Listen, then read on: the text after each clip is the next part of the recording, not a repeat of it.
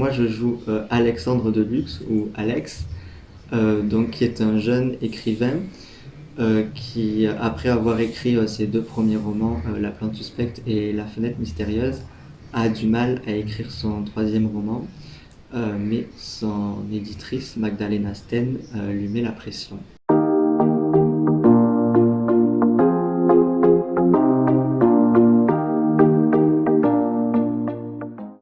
Ben, il écrit un peu trop, ouais, il tombe dans les excès. Donc, non, mais c'est qu'il veut sortir de cette mauvaise passe et c'est plutôt touchant. J'ai envie de lui dire, mais bouge-toi, fais quelque chose, mais là, arrête de paniquer et de crier dans tous les sens. Mais après, je ne suis pas maître de son histoire, donc c'est pas moi qui choisis.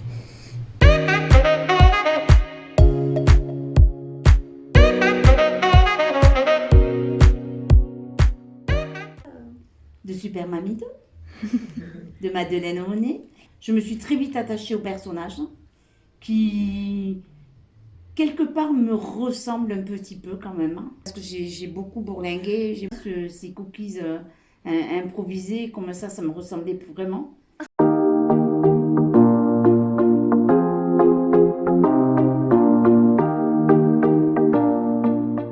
Ben, je pense que c'est Mamito, parce que Mamito, elle n'a pas forcément envie de s'incruster comme ça chez Alex, mais elle sait qu'elle doit le faire, elle veut l'aider, elle veut sortir elle aussi euh, de quelque chose, de son enfermement.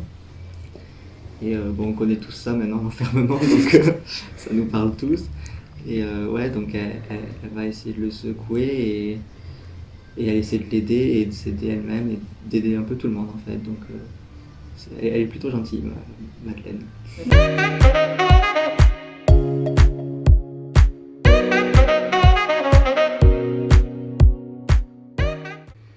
Alors j'ai essayé de vaincre une timidité que j'avais au départ et lors mon métier de formatrice.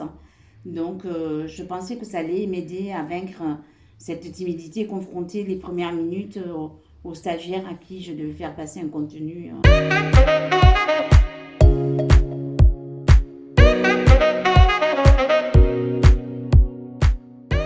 18 mois.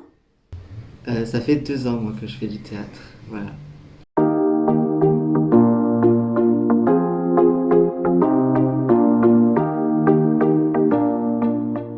C'était pas une distance, puisque justement, de par mon métier, on s'était tellement enfermé, vu la crise sanitaire, qu'au contraire, pour moi, ces séances, même à distance, c'était une véritable bouffée d'oxygène. On a réussi à créer du lien, on s'entend tous plutôt bien dans le groupe, donc voilà, il y a une bonne ambiance. Après, au niveau du travail, c'est pas vraiment la même chose, notamment quand on fait une impro euh, dans la vie réelle, on peut bouger tous nos membres et bouger un peu partout dans l'espace, alors que quand on est derrière un ordinateur, on a un cadre défini, mais c'est aussi intéressant de travailler dans ce cadre et d'apprendre à l'apprivoiser et à s'en servir. Je- Quand j'étais en présentiel, je pouvais utiliser tout mon corps et utiliser tout mon corps pour traduire une émotion. Et là, de devoir utiliser que le haut du corps, ben, ça m'a appris à l'utiliser justement et à plus m'en servir. Et donc ouais, ça enrichira mon jeu quand je pourrai rejouer en présentiel.